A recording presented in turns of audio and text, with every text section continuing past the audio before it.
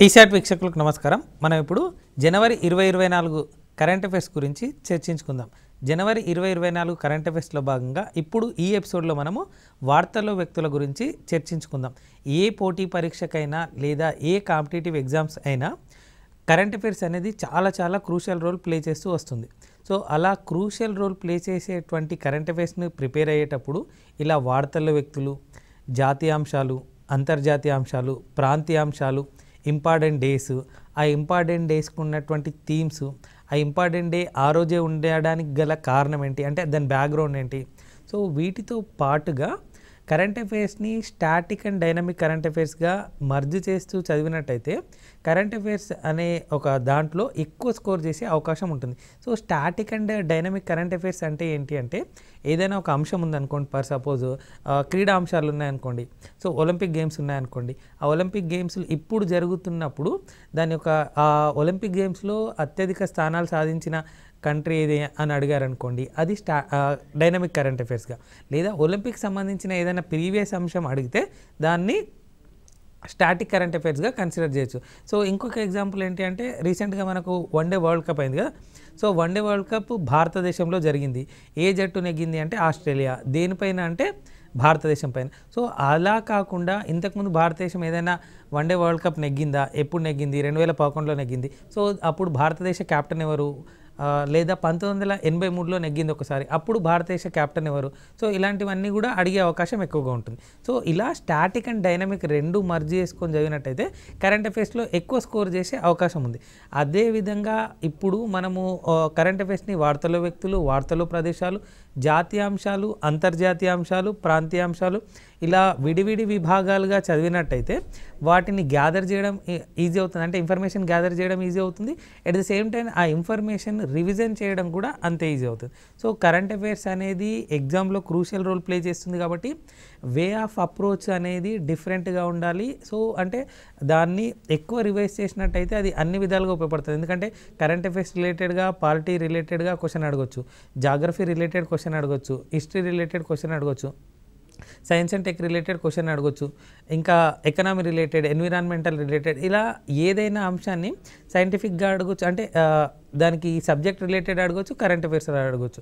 So for suppose ఇప్పుడు voters day ఉందనుకోండి, 25th జనవరి, దానికి సంబంధించిన స్టాటిక్ అడగొచ్చు. అంటే ఎలక్షన్ కమిషన్ గురించి అడగొచ్చు, చీఫ్ ఎలక్షన్ కమిషనర్ గురించి అడగొచ్చు, లేదా వయోజన ఓటు హక్కు ఆర్టికల్ ఏదే అని అడగొచ్చు. సో ఏదైనా సరే కరెంట్ అఫైర్స్ ప్రిపేర్ అయ్యేటప్పుడు ఆ కరెంట్ అఫైర్స్ రిలేటెడ్గా ఉన్నటువంటి సబ్జెక్ట్స్, అంటే అది polity, history, geography, economy, environmental science, science and technology, ఇలా ఏదైనా సరే దాన్ని లింక్ చేస్తూ చదివినట్టయితే ఎగ్జామ్ పాయింట్ ఆఫ్ వ్యూలో ఎక్కువ స్కోర్ చేసే అవకాశం ఉంది, జాబ్ కొట్టే అవకాశాలు కూడా మెరుగవుతూ ఉంటాయి. సో ఇప్పుడు మనము ఈ ఎపిసోడ్లో జనవరి 2024 కరెంట్ అఫైర్స్లో భాగంగా వార్తల్లో వ్యక్తుల గురించి చర్చించుకుందాం.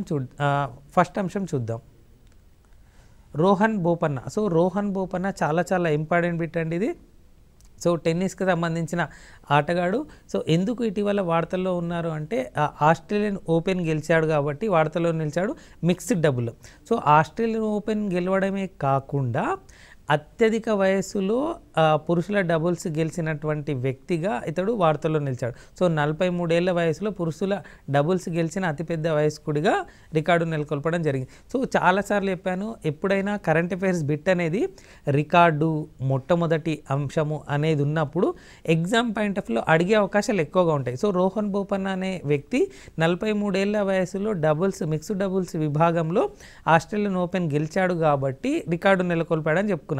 సో అందుకు వార్తల్లో ఉంది, అది చాలా ఇంపార్టెంట్. సో ఎవరితో కలిసి అంటే మాథ్యూ ఎబ్డెన్తో కలిసి ఆస్ట్రేలియన్ ఓపెన్ గెలిచాడు. ఎవరిపైన నెగ్గాడు అంటే సిమోన్ బొలెల్లి మరియు ఆండ్రియా వాసరుని. సో వీళ్ళిద్దరిని ఓడించడం ద్వారా వీళ్ళిద్దరు అంటే మాథ్యూ ఎబ్డెన్ మరియు రోహన్ బోపన్న ఆస్ట్రేలియన్ ఓపెన్ని గెలవడం జరిగింది. సో ఎన్నేళ్ల వయసులో? 43 ఏళ్ల వయసులో ఇలా పురుషుల డబుల్స్ నెగ్గిన వ్యక్తిగా రికార్డు నెలకొల్పడం జరిగింది. So Australian open, so Wimbledon, US open, French open, so ఇలా 4 ఓపెన్ టెన్నిస్ సంబంధించిన టోర్నమెంట్స్ ఉంటాయి. సో ఆర్డర్ ఏంటి అవన్నీ కూడా మనం గత ఎపిసోడ్లో చర్చించుకున్నాం. సో రోహన్ బోపన్న ఎందుకు ఇటీవల వార్తల్లో నిలిచాడు అంటే, డబుల్స్ అంటే 43 ఏళ్ల వయసులో పురుషుల డబుల్స్ గెలిచిన అతిపెద్ద వయస్కుడిగా రికార్డు నెలకొల్పాడు. ఎవరితో కలిసి? మాథ్యూ ఎబ్డెన్తో కలిసి. నెక్స్ట్ అంశం శీర్షేందు ముఖోపాధ్యాయ. శీర్షేందు ముఖోపాధ్యాయ ఇటీవల వార్తల్లో నిలిచిన వ్యక్తులుగా ఉన్నారు. సో ఏ రంగానికి చెందిన వ్యక్తి అంటే సాహిత్య రంగానికి చెందినటువంటి వ్యక్తి. సో భారతదేశంలోనే ఫేమస్ అయినటువంటి లిటరరీ అవార్డు లేదా సాహిత్య పురస్కారం ఏది అంటే కువెంపు.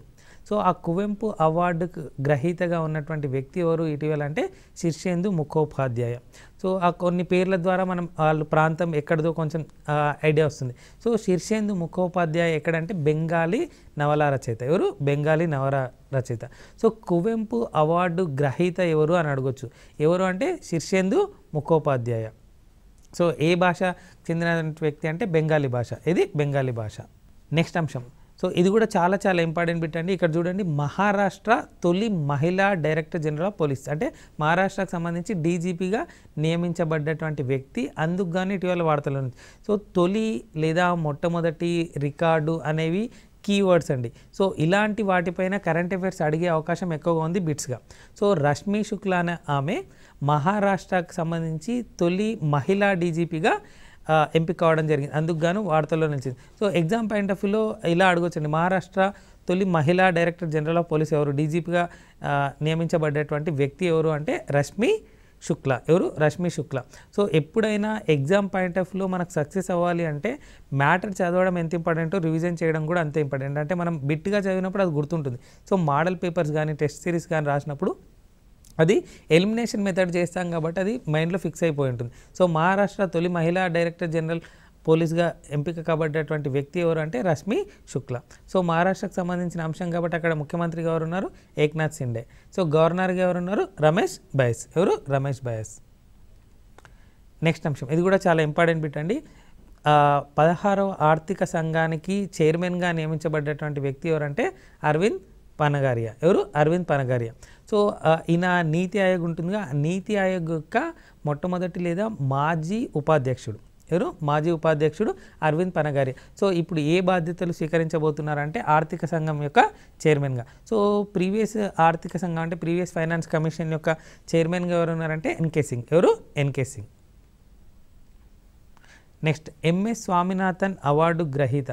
సో వ్యవసాయ రంగంలో కానీ వ్యవసాయ సంబంధిత అనుబంధిత రంగాల్లో కానీ కృషి చేసిన వారికి ఇవ్వడం జరుగుతుంది ఎంఎస్ స్వామినాథన్ అవార్డు. సో ఇటీవల ఈ అవార్డును ఎవరికి ఇచ్చారు అంటే చౌదరి చరణ్ సింగ్ హర్యానా అగ్రికల్చర్ యూనివర్సిటీలో వైస్ ఛాన్సలర్గా పనిచేస్తున్నటువంటి ప్రొఫెసర్ బిఆర్ కాంబోజ్కు ఈ ఎంఎస్ స్వామినాథన్ అవార్డు రావడం జరిగింది. సో ఇటీవల ఎంఎస్ స్వామినాథన్ అవార్డు పొందినటువంటి వ్యక్తి ఎవరు అని అడగచ్చు. ఎవరు అంటే ప్రొఫెసర్ బిఆర్ కాంబోజ్. ఎవరు? Professor BR Kamboj. నెక్స్ట్ అంశం, రఘురామ్ అయ్యర్. సో రఘురామ్ అయ్యర్ ఇటీవల వార్తల్లో నిలిచిన వ్యక్తులుగా ఉన్నారు. అసలు ఏ సంస్థకు సంబంధించిన వ్యక్తి, దేనికి సంబంధించిన వ్యక్తి అంటే ఇండియన్ ఒలింపిక్ అసోసియేషన్ ఉంటుందిగా, ఐఓఏ. సో ఐఓఏ యొక్క చీఫ్ ఎగ్జిక్యూటివ్ ఆఫీసర్గా అంటే సిఇఓగా నియమించబడ్డటువంటి వ్యక్తి. చాలా చాలా ఇంపార్టెంట్ బిట్ అండి. సో ఈ ఐఓఏ గురించి చాలా న్యూస్లో ఉంది. సో అందుకు కానీ ఇది ఇంపార్టెంట్. ఎప్పుడైనా గుర్తుపెట్టుకోండి, కరెంట్ అఫైర్స్లో బిట్ ఎలా వస్తుంది అంటే సో అది న్యూస్లో ఎక్కువగా ఉండడం కానీ లేదా అది భారతదేశానికి సంబంధించి ప్రపంచవ్యాప్తంగా సిగ్నిఫికెన్స్ ఏదైనా ప్రాముఖ్యత ఉందా, లేదా తెలంగాణ అంశము భారతదేశ పరంగా లేదా ప్రపంచవ్యాప్తంగా ఏదైనా ప్రాముఖ్యత కలిగి ఉందా. సో అలాంటి బిట్స్ని అడిగే అవకాశం ఎక్కువ ఉంది. సో ఈ ఐఓఏ అనేది ఇండియన్ ఒలింపిక్ అసోసియేషన్ అనేది ఇటీవల తరచుగా న్యూస్లో ఉంది కాబట్టి ఇలాంటి క్వశ్చన్స్ అడిగే అవకాశం ఉంది. సో రఘురామ్ అయ్యర్. సో రఘురామ్ అయ్యర్ ఏ సంస్థకు చీఫ్ ఎగ్జిక్యూటివ్ ఆఫీసర్గా నియమించబడ్డారంటే Indian Olympic association, IOA. So Indian Olympic association.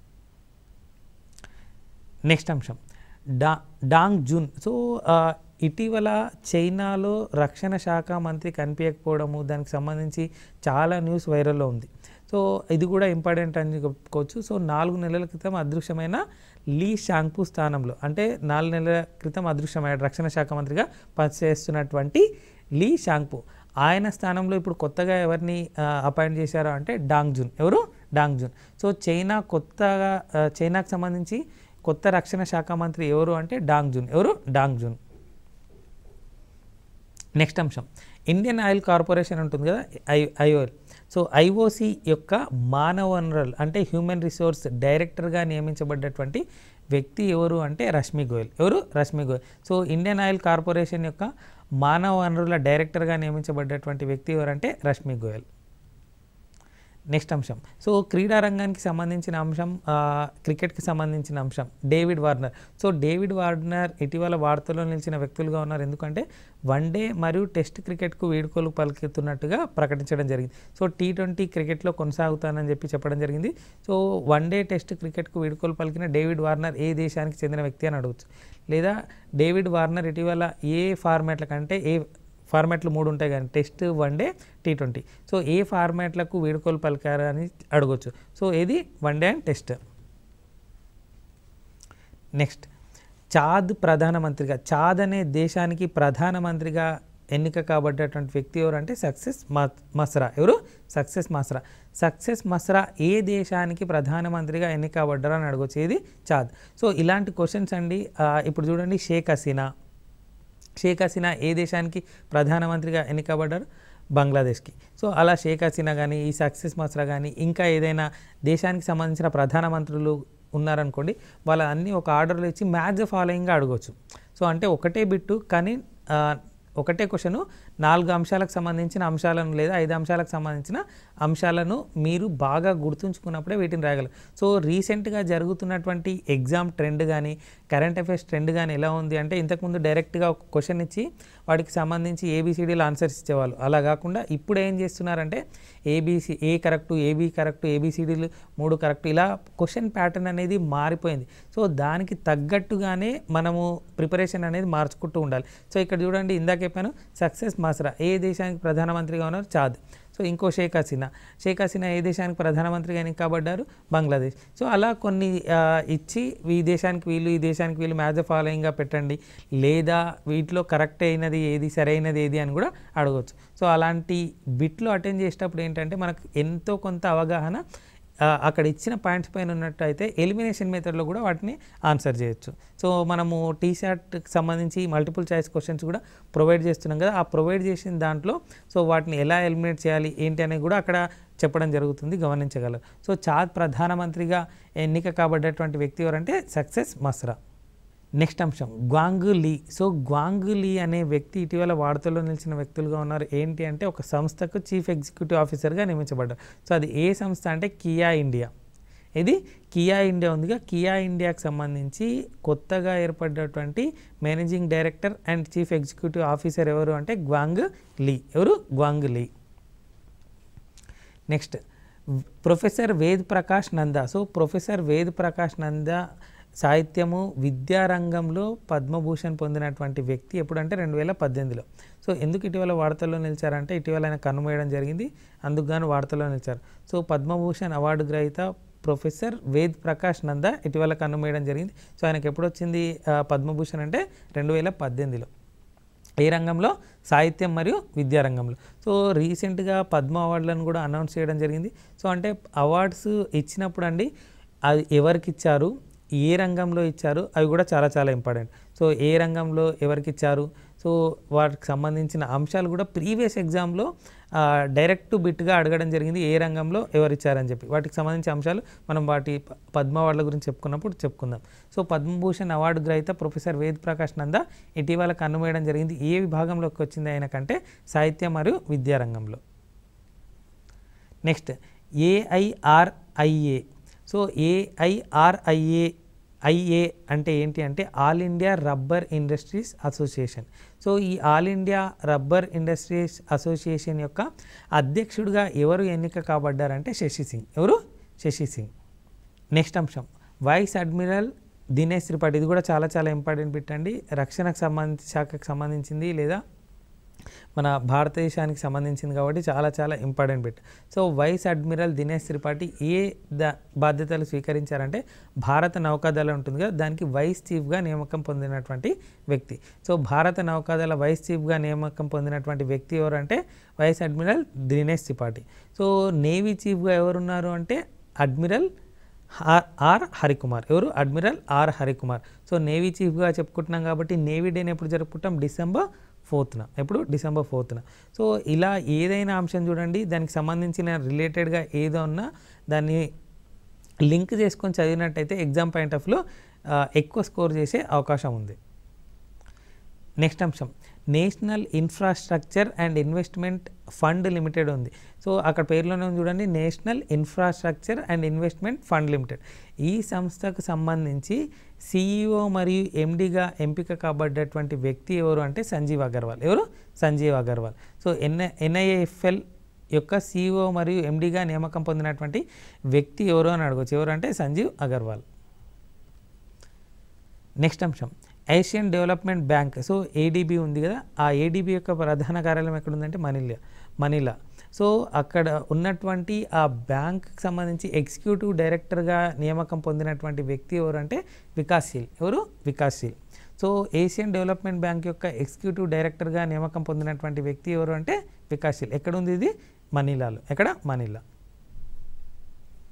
Next అంశం, ఫోన్పేకి సంబంధించి అంతర్జాతీయ చెల్లింపుల విభాగానికి CEOగా నియామకం పొందినటువంటి వ్యక్తి ఎవరంటే రితేష్ పాయ్. ఎవరు? రితేష్ పాయ్. సో UPI పేమెంట్స్ చేస్తుంటాం కదా, దాంట్లో భాగంగా ఫోన్పే యూజ్ చేస్తుంటాం చాలామంది. సో ఆ ఫోన్పేకి సంబంధించి అంతర్జాతీయ చెల్లింపుల విభాగానికి CEOగా నియామకం పొందినటువంటి వ్యక్తి ఎవరంటే రితేష్ పాయ్. సో ఎగ్జామ్ పాయింట్ ఆఫ్ వ్యూలో అండి, చాలాసార్లు చెప్పాను, ఎగ్జామ్ పాయింట్ ఆఫ్ వ్యూలో ప్రిపేర్ అయ్యేటప్పుడు మనం ప్రిపేర్ అవుతున్న ఎగ్జామ్ ఏంటి, అది SSCయా, బ్యాంకింగా, గ్రూప్సా, సివిల్సా, అంటే పోలీస్ రిక్రూట్మెంట్ బోర్డా, అంటే SIయా, కానిస్టేబులా, సో లేదా ఇంకేదైనా ఎగ్జామా, సో దానికి సంబంధించిన సిలబసు, దానికి సంబంధించిన డాటా చాలా చాలా ఇంపార్టెంట్. అంటే ఇప్పుడు చూడండి, సో గ్రూప్ 1కు ప్రిపేర్ అవుతున్నప్పుడు కరెంట్ అఫైర్స్ ప్రిపేర్ అయ్యేటప్పుడు ఒక సబ్జెక్టివ్ మెథడ్లో ప్రిపేర్ అవ్వాల్సి ఉంటుంది, అక్కడ డిస్క్రిప్టివ్ రాస్తాం కాబట్టి మెయిన్స్లో. సో అలా కాకుండా గ్రూప్ 2 కానీ 3 కానీ 4 కానీ లేదా మిగతా ఏ ఎగ్జామ్స్ అయినా ఆబ్జెక్టివ్ టైప్ ఆఫ్ క్వశ్చన్స్ ఉంటాయి కాబట్టి వాటిని ఎలా, ఎప్పుడు, ఏంటి, ఎక్కడ, ఇలా చదివితే సరిపోతుంది. సో అలా కాకుండా ఇప్పుడు డిస్క్రిప్టివ్ రాసేటప్పుడు whether it is group 1 or civils, so అవి రాసేటప్పుడు ఏంటి అంటే డిస్క్రిప్టివ్ రాయాల్సి వస్తుంది. సో చదివే అంశాన్ని దానికి తగ్గట్టుగా మలుచుకొని చదవాల్సి వస్తుంది. సో అంటే ఒక అంశాన్ని తీసుకున్నాం అనుకోండి, సో రామప్ప టెంపుల్ ఉంది సపోజ్, సో రామప్ప టెంపుల్ గురించి డైరెక్ట్ క్వశ్చన్ అడగొచ్చు. అంటే రామప్ప టెంపుల్కి యునెస్కో సైట్లో ఇచ్చారు, సో ఎన్నో యునెస్కో సైట్ అని అడగొచ్చు. లేదా డిస్క్రిప్టివ్ రాయాలి అంటే రామప్ప టెంపుల్కి సంబంధించిన చారిత్రక ప్రాశస్త్యము, సో రామప్ప టెంపుల్ సంబంధించి సో ఆ పేరు రావడానికి గల ఉద్దేశం ఏంటి, సో ఏ శతాబ్దానికి సంబంధించింది, ఇవన్నీ కూడా అడిగే అవకాశం ఉంది. సో ఇలా ప్రతి ఎగ్జామ్ అండి, ఏదైనా సరే మనం ఏ ఎగ్జామ్ ప్రిపేర్ అవుతున్నాం, దాని సిలబస్ ఏంటి, సో ఏం అడిగే అవకాశం ఉంది, సో ఎలా ప్రిపేర్, ఇలా చదివినట్టయితే కరెంట్ అఫైర్స్ అనే కాదు ఏ సబ్జెక్ట్ అయినా ఎక్కువ స్కోర్ చేసే అవకాశం ఉంటుంది. సో ఫోన్పే అంతర్జాతీయ చెల్లింపుల విభాగానికి CEOగా నియామకం పొందినటువంటి వ్యక్తి ఎవరంటే రితేష్ పాయ్. ఎవరు? రితేష్ పాయ్. నెక్స్ట్ అంశం, బెకెర్ బౌర్ కన్నుమూత. సో బెకెర్ బౌర్ ఎవరు అంటే ఫుట్బాలర్, ఫేమస్ ఫుట్బాల్ ప్రపంచ కప్ విజేత కూడా. సో ఏ దేశానికి చెందినటువంటి వ్యక్తి అంటే జర్మనీ దేశానికి చెందినటువంటి వ్యక్తి. నెక్స్ట్ అంశం, సో ఫ్రాన్స్ దేశానికి కొత్తగా ప్రధానిని ఎన్నిక కావడం జరిగింది. ఆయన పేరేంటి అంటే గాబ్రియల్ అటల్. ఎవరు? గాబ్రియల్ అటల్. సో ఫ్రాన్స్ దేశానికి సంబంధించి ఏంటి అంటే అక్కడ ఆ దేశ అధ్యక్షుడిగా ఉన్నటువంటి వ్యక్తి ఫ్రాన్స్ దేశానికి ప్రధానిని నియమించడం జరుగుతుంది. సో ఆ దేశానికి ప్రధానిగా ఎవరిని నియమించారంటే గాబ్రియల్ అటల్. సో అక్కడ అధ్యక్షుడిగా ఎవరుంది అంటే Emmanuel Macron. So Emmanuel Macron పేరు గుర్తుంచుకోండి, గణతంత్ర దినోత్సవ వేడుకలకు ముఖ్య అతిథిగా రావడం జరిగింది. సో మన గణతంత్ర దినోత్సవ వేడుకలకు అతిథులను పిలుస్తుంటాం కదా, లాస్ట్ టైం ఏమో ఈజిప్ట్ అధ్యక్షుడు రావడం జరిగింది. సో అలా మనకు స్టార్టింగ్ నుంచి కూడా గణతంత్ర దినోత్సవాలకు అతిథులను పిలవడం ఆనవాయితీగా ఉంది. సో ఈ ఇయర్ గణతంత్ర దినోత్సవాలకు అతిథిగా వచ్చినటువంటి వ్యక్తి ఎవరు అంటే ఫ్రాన్స్ దేశానికి చెందినటువంటి ఇమాన్యుయల్ మ్యాక్రాన్. ఎవరు? ఫ్రాన్స్ దేశానికి అధ్యక్షుడు. సో ఫ్రాన్స్ దేశానికి కొత్తగా ప్రధానమంత్రిని ఎంపిక చేయడం జరిగింది. ఆయన పేరేంటి అంటే గాబ్రియల్ అటల్. ఎవరు? గాబ్రియల్ అటల్. సో ఇందాక కూడా చెప్పాను కదా, షేక్ హసీనా బంగ్లాదేశ్కి ఎన్నిక కాబడింది అని చెప్పి. సో ఇలాంటి క్వశ్చన్స్ అన్ని మ్యాచ్ ద ఫాలోయింగ్గా అడిగే అవకాశం ఉంది. అంటే ఒక క్వశ్చన్ ఇచ్చి దాంట్లో 4 ఐటమ్స్ ఇచ్చారనుకోండి, సో 4 క్వశ్చన్లతో సమానం అది. సో టైం టేకింగు మీకు 2-3 అవగాహన ఉన్నా కానీ ట్రయల్ అండ్ ఎర్రర్ మెథడ్లో ఆ క్వశ్చన్ అటెంప్ట్ చేసే అవకాశం ఉంటుంది. సో ఫ్రాన్స్ దేశానికి కొత్తగా ప్రధానమంత్రిగా ఎన్నిక కాబడ్డటువంటి వ్యక్తి ఎవరు అంటే గాబ్రియల్ అటల్. సో ఆ దేశానికి అధ్యక్షుడిగా ఉన్నటువంటి వ్యక్తి ఎవరు అంటే ఇమాన్యుయల్ మ్యాక్రాన్. ఎవరు? ఇమాన్యుయల్ మ్యాక్రాన్. నెక్స్ట్ అంశం. సో సంగీత విద్వాంసుడైనటువంటి వ్యక్తి రషీద్ ఖాన్ ఇటీవల కన్నుమూయడం జరిగింది. సో ఇటీవల కన్నుమూసినటువంటి రషీద్ ఖాన్ ఏ రంగానికి చెందిన వ్యక్తి అనవచ్చు. సో సంగీత విద్వాంసుడు. సో క్యాన్సర్తో మరణించడం జరిగింది. నెక్స్ట్ అంశం సెంథిల్ పాండియన్ సి. చాలా చాలా ఇంపార్టెంట్ బిట్ అండి.